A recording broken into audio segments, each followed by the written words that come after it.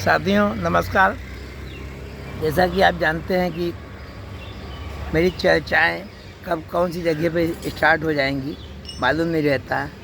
और मेरे साथ हैं अंतर्राष्ट्रीय व्यंग्यकार, लेखक, समाज सुधारक अलंकार रस्तोगी जी। तो इनके साथ जब मैं टहलता हूँ तो स्वार्थवश इनके ज्ञान को चुरा के अपने यूट्यूब में डाल देता हूँ। उनको मालूम ही नहीं पड़ता। आप करें तो क्या करें, बेचारे झेलते रहते हैं खाली हमको। अलंकार जी, मेरे साथ चर्चा में मेरे स्टूडियो के लिए क्या विचार है आपका, ये बताइए। देखिए, ये जो हम जिस दौर में जी रहे हैं वो छल प्रपंच और स्वार्थ से युक्त है। यहाँ पर सिर्फ दिखावा है, शोशेबाजी है, कुछ नहीं है। हाँ। लेकिन जब संतोष जी जैसे व्यक्ति अपने इस ओपन स्टूडियो में, जहाँ आकाश और धरती, और देखिए हम लोग, अगर आप दिखाना चाहें तो हम लोग बैठे कहाँ पर हैं, फुटपाथ पे हैं, सामने डस्टबिन भी रखा हुआ है। देखिए ये हुआ है ये, और ये है। देखिए ये हजरतगंज में है। ये हम लोग बैठे हुए ये फुटपाथ पर, बिना सोचिए कि ये फुटपाथ पर लोग बैठे हुए हैं और आराम से। अच्छा, इसमें जो अलंकार जी जो चाय पीने का इस तरीके से मज़ा है, ठीक है। और जैसे हम लोग जाते हैं किसी 5 स्टार होटल फलाने धमाके में, तो क्या लगेगा शैल, क्या अच्छा अंदर से एहसास। अगर आप 5 स्टार होटल में चाय पी रहे, सबसे पहले और क्योंकि आपको चाय पीने में इस बात का तनाव रहेगा। देखिए, आपका तनाव से पैसा तो कुछ बात ही नहीं है। लेकिन अगर आपने सोचा यार मैं भी अपने एक टैग लगा लूँ कि मैंने भी 5 स्टार होटल में चाय पी, तो आप 600-700 की जब चाय पीते हैं ना, तो मन में चाय के आनंद लेने ज़्यादा तनाव भी रहता है। यार ये अच्छा, मैं 600-700 की चाय पी रहा हूँ, तो एक सिप कितने की हो गई। अच्छा। लेकिन जब आप इस तरीके से बिंदास कहीं बैठ करके चाय पीते हैं तो टेंशन फ्री होकर पीते हो, आनंद लेते हैं चाय का। मन वहाँ हल्का होगा कि मन यहाँ हल्का होगा, मन पे प्रभाव सब यहाँ हल्का होगा। क्योंकि अगर आप 600 की चाय पी रहे हैं तो मन में ये भी रहे कि यार कहीं ठोकर लग गई और मेरी चाय गिर गई, तो एक 600 रुपये की ठोकर लगी तो बहुत महंगी ठोकर हो गई। दिल के टुकड़े हो जाएंगे। दिल के टुकड़े हुए, कोई यहाँ गिरा कोई उधर गिरा। अच्छा, एक चीज़ और देखिए, जैसे हम लोग यहाँ चाय पी रहे हैं और ये जो कुल्हड़ पे चाय पी रहे हैं, अच्छा आप इससे अपने देश की माटी, देश की कल्चर, एक गरीब आदमी की उसके पसीने की महक नहीं आती है? बिल्कुल आती है। ऐसा लगता है कि हम लोग अपनी देश की माटी को चूम रहे हैं। हाँ, तो कुल्हड़ नहीं, चाय नहीं पी रहे हैं, तो देश की माटी को चूम रहे हैं। और एक गरीब वर्ग को, और ऐसा नहीं है जैसे हमारा देश जो है अभी भी हम लोग डेवलप कंट्रीज में तो नहीं है, तो अभी भी लगता नहीं है कि गरीब वर्ग को प्रमोट कर रहे हैं। बिल्कुल है। आप इससे डायरेक्टली उन गरीबों का हित कर रहे हैं जिनका रोजी रोटी से जुड़ी हुई है और जिनका काम ही है कुल्हड़ बना करके अपने परिवार पालन करना। तो आप जो है जाते हैं, प्रतीक बोलिएगा, तो आप जाते हैं, सोचते हैं यार कि मैं बढ़िया क्राकरी में चाय पी लूँ या करी, तो वो आप ये इस तरीके से आप सोशल वेलफेयर वो अच्छा, वो लगता है कि वो छद्म आवरण है, ये मौलिकता है और सच्चाई है। ये तो है ही है भाई। तो खुले चीज़ होती है वो जा।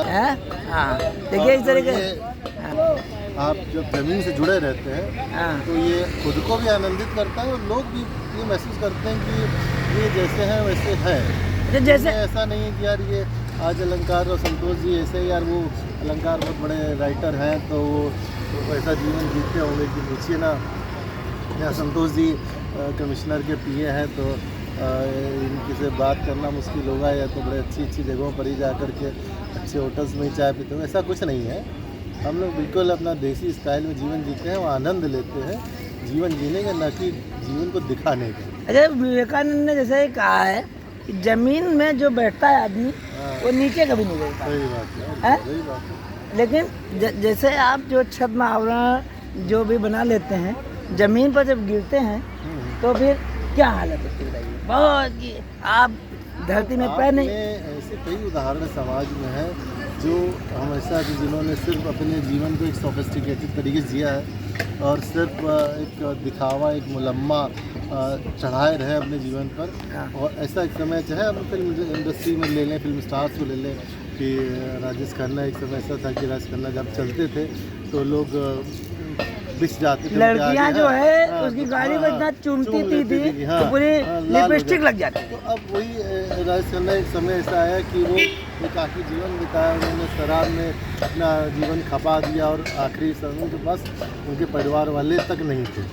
तो ये हमें दिखाता है कि हम जब अपने जीवन को इस तरीके से जीते हैं कि उसमें शोबाजी ज़्यादा होती है। अभी कहीं मैं एक आर्टिकल पढ़ रहा था, उसमें राजेश खन्ना के ऊपर था। उसमें क्या है कि राजेश खन्ना साहब आते थे शूटिंग करने के लिए, और जैसे मान लीजिए सुबह 8 बजे शूटिंग हो तो शाम को 4 बजे आया करते थे। मतलब 4 बजे आते थे, फिर उसके बाद प्रोड्यूसर कहते थे कि भाई इतना आपने हमारे समय बर्बाद किया। उन्होंने कहा कि समय, मैं समय का नहीं, समय मेरा इंतज़ार करता है। अच्छा। फिर वही एक समय आया ऐसा, उस समय ने ही उनको मटियामेट कर दिया। तो आपको ये हमेशा मालूम होना चाहिए कि समय हमेशा ऐसा नहीं रहता। अगर आप आज स्टार हो, हिट हो गए हो, तो आप उड़ने लग जाओ, फिर इतना उड़ो, औकात भूल जाओ, ये औकात भूल जाओ। अच्छा। तो ये नहीं होना चाहिए।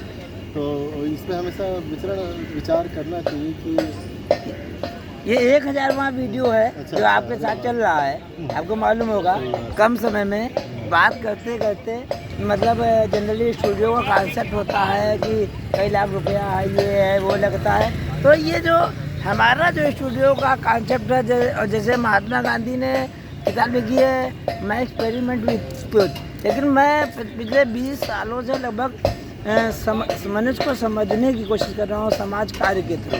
तो आप क्या कहेंगे चैनल में? जैसे मैं जाता हूँ तो कभी बड़े आदमी के पास नहीं जाता हूँ, समाज का गरीब तबका, ये सब लोग मुझे हिट करते हैं कि लगता है कि इन लोगों को खुशी दी जाए।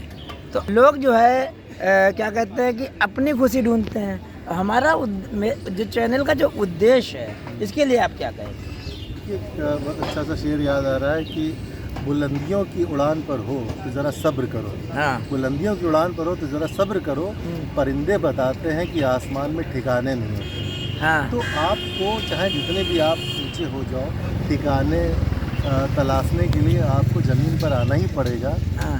तरक्की वो है कि आपके हाथ आसमान को चूमे छुए और पैर जमीन पर है। तरक्की तो, क्या मतलब तरक्की? असली तरक्की वो है कि आपके हाथ तो आसमान को छुए, लेकिन पैर जमीन पर है। क्या बात है तो, कि तरक्की वो है जो आपके हाथ आसमान को छुए लेकिन जमीन पैर। और पहले जो आपने बताया था वो परिंदों वाला, फिर से कही जरा। बुलंदियों की उड़ान पर हो, बुलंदियों की उड़ान पर हो। हाँ। तो बुलंदियों की उड़ान पर हो तो जरा सब्र करो। बुलंदियों की उड़ान पर हो तो जरा सब्र करो। परिंदे बताते हैं, परिंदे बताते हैं कि आसमान में ठिकाने नहीं होते। बुलंदियों की उड़ान पर हो तो जरा सब्र करो, क्योंकि परिंदे बताते हैं आसमान में ठिकाने नहीं। आसमान में ठिकाने नहीं। क्या बात है? चाहे जितना उड़ लो, चाहे जितना ऊंचाई पे चले जाओ, लेकिन आपको आराम करने के लिए, ठिकाना ढूंढने के लिए ज़मीन पर आना ही पड़ेगा। और ये ज़मीन पर अगर आप पहले से ही रहो तो आपको गिरने का भ्रम नहीं होता है, गिरने का डर नहीं होता है। इसीलिए जो आपका चैनल है उसने हमेशा ऐसे ही लोगों को प्रमोट किया है जो ज़मीन से जुड़े हैं। हजारवां एपिसोड है और मैं भाग्यशाली हूँ कि इसका अंग बनने का मुझे मौका मिल रहा है। मैंने इस यात्रा को, इनके यूट्यूब चैनल की यात्रा को शुरुआत से देखा है, पहले एपिसोड से लेकर के और अब तक देखा है। और बहुत बधाई के पात्र हैं कि उन्होंने ऐसे मुद्दे उठाए हैं जो सीधे सीधे जन सरोकारों से जुड़े हुए हैं। और एक आम व्यक्ति, जब आप जानते हो कि एक चप्पल बना रहा है, एक औरत ऐसी है जो गरीब है, वो भुजिया बना खिला रही है या कुछ तरीके, तो आप उनको खुशी देते हो, वो खुशी जो उनको नहीं मिल पाती, क्योंकि खुद ही इतने संघर्षों का जीवन जी रहे हैं, अपने परिवार का पालन पोषण कर रहे हैं। आप ऐसे चैनल बना करके जब उनको लाते हो लोगों के बीच में, तो जो खुशी और जो दुआएं उनके मन से निकलती हैं वो आउटस्टैंडिंग काम मिलता है। समाज सेवा का ये स्वरूप पहली बार किसी ने देखा। लोग अक्सर ये पूछते हैं कि आप मिक्सिंग किया करो वीडियो में। जैसे आपने ट्रेंड देखा होगा मिक्सिंग किया करो तो ऐसे जल्दी लाइक मिलेंगे और फलाने मिलेंगे, धमाके मिलेंगे। बैकग्राउंड में देखिए पीछे पन्नी दिखाई पड़ रही है। हाँ, और चाय का ठेला लगा, इसको बदल दो। हाँ, ठीक, बढ़िया 5 स्टार करो यहीं पर। लेकिन बैकग्राउंड में 5 स्टार होटल का डाल दो, ये भी चल रहा है। तो ओरिजिनलिटी के लिए क्या कहेंगे? ओरिजिनलिटी के लिए क्या कहना है आपको? मतलब कि वो ठीक है या ठीक है, मतलब मुझे भी शक होने लगता है कभी कभी, मैं ही तो गलत नहीं हूँ। हम लोगों ने सबने एक रंगा सियार वाली कहानी पढ़ी थी बचपन में। एक सियार था जो था वो एक बार धोखे से गिर गया था किसी रंग के उसमें बर्तन में और रंग गया था। तो फिर उसने जब अपनी बिरादरी में गया तो लोगों ने समझा यार कि अरे यार इसको कोई दूसरे ग्रह का प्राणी आया, सुपीरियर टाइप ऑफ सियार है, और लोग उसको पूजा करने राजा मानने लगे। लेकिन आखिरी में वो जब वो रोने लगा और चिल्लाने लगा तो समझ के नहीं आया तो अपनी बिरादरी की सियार है, उसकी पोल खुल गई।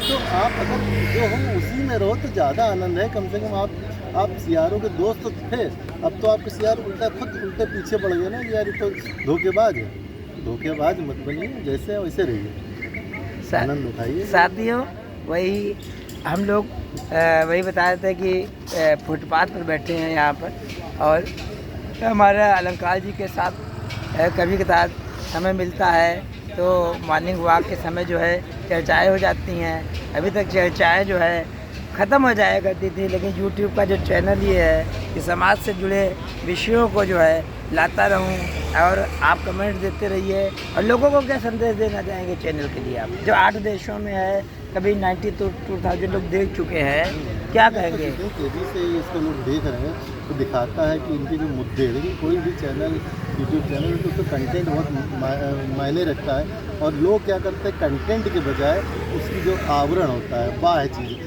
साउंड इफेक्ट कैसा आ रहा है, बैकग्राउंड कैसा आ रहा है, कॉलर माइक लगा है कि नहीं लगा है। हालांकि हो सकता हो कुछ इससे टेक्निकल समस्या आती हो, लेकिन वो इतनी नहीं आती कि आप इसको अवॉइड कर सके।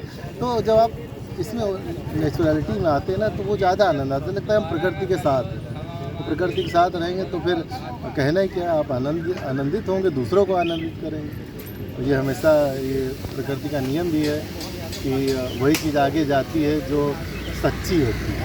अच्छा, ये चैनल सच्चा चैनल है। साथियों, आज मेरा 1000वां एपिसोड था, और कब आप लोगों से बात करते करते 1000वां एपिसोड हो गया, मुझे मालूम ही नहीं पड़ा। धन्यवाद 8 देशों के लोग जो मुझे देख रहे हैं, America, Japan, Indonesia, Bangladesh, Pakistan, सभी लोगों को कोटि-कोटि शुभकामनाएं। जो शेयर कर रहे हैं शुभकामनाएं। मिलते रहूँगा साथियों ऐसे ही।